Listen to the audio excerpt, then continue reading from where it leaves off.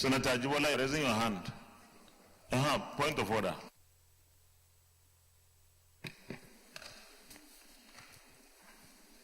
Order 43. Mr. President, distinguished colleagues, my order is order 43, personal explanation. The order reads, by indulgence of the Senate and the leave of the President of the Senate, a senator may make a personal explanation, although there be no question before the Senate, but no controversial matter may be brought forward, nor may debate arise upon the explanation.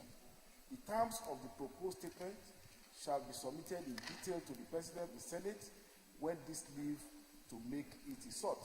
I have submitted the detail of statement to Mr. President, and I seek the indulgence of the Senate and the leave of Mr. President for the personal explanation.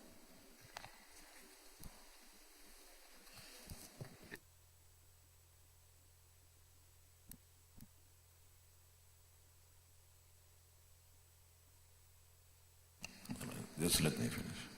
Well, the distinguished senator, the chairman of our committee on diaspora, met me and briefed me this morning, but it's still the prerogative of the Senate to allow him to present his explanation. So those in favor say aye. Those against say nay. The ayes have it. Thank you, Mr. President and distinguished senators. My personal explanation concern the recent xenophobic attacks on Nigerian and some other African citizens in South Africa. This occurred during the period that the Senate was in recess. Even though the committees have not been inaugurated, but the chairman and vice chairman of the Committee on Diaspora, non-governmental organization and civil society organization sought the leave of Mr. President of the Senate to do some intervention on behalf of the Senate. And in that regard, this personal explanation has to do with what has been done in that regard.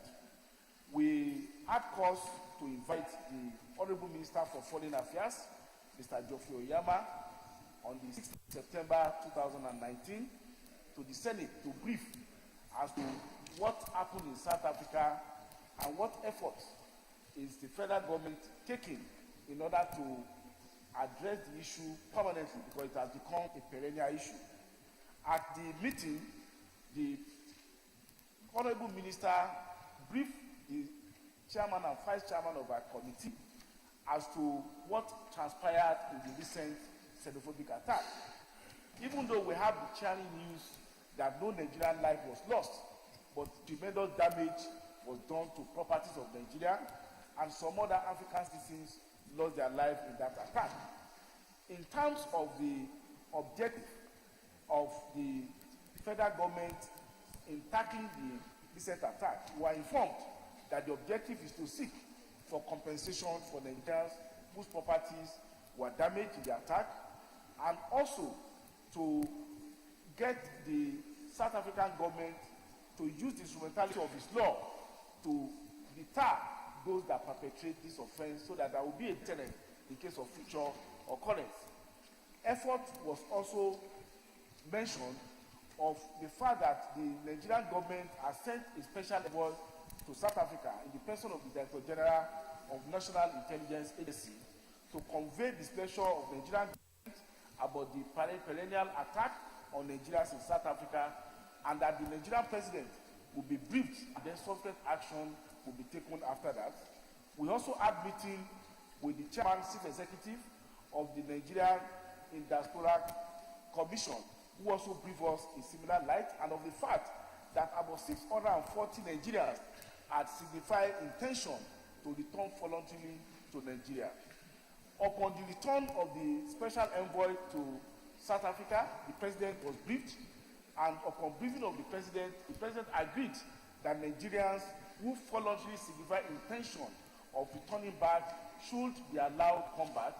Some of them who have challenges about travel documentation were to be assisted and were indeed assisted by the Nigerian High Commission in South Africa. it was raised about diplomatic relations with South Africa.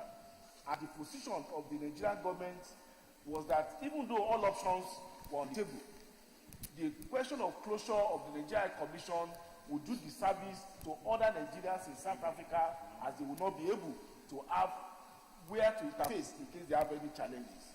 Subsequent to that, a Nigerian private airline volunteered to assist with the evacuation of Nigeria, and I'm glad to say that 2 sets of Nigerians have been repatriated back to Nigeria on a voluntary basis by the Airpeace, which is a private airline, with support of the government and some other state governments and some other agencies.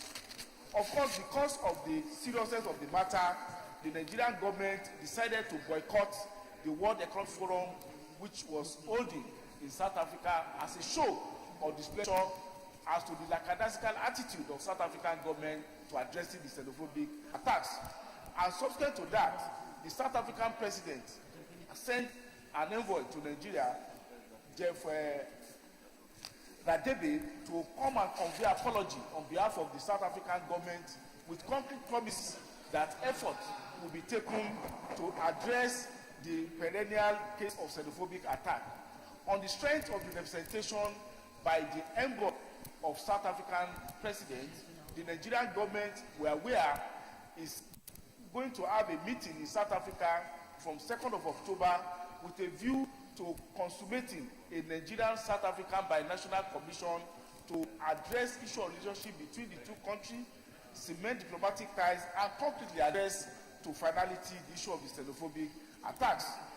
I must place on record the commendation of the chairman and vice chairman of the committee of the effort of the proprietor of the Airpeace for the support, and also the activities of the Nigerian Foreign Affairs Ministry, the Nigerian Diaspora Commission, as well as the High Commission of South Africa in assisting in giving support to Nigerians who had challenges with the xenophobic attack.